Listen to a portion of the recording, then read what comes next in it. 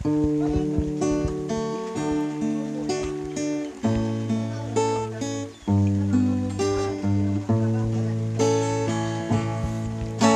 kalano namo sa matag adlaw,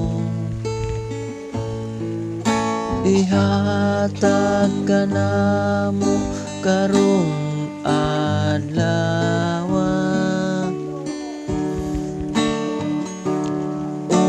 Pasayloa kami sa among mga sala, maingon nga kami nagapasaylo sa mga nakasala ka namo. Dili mo kami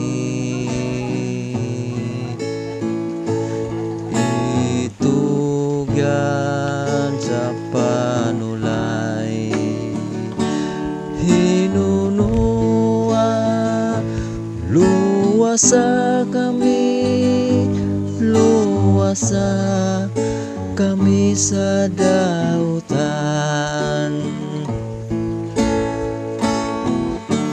Kay mo man ang gingharian,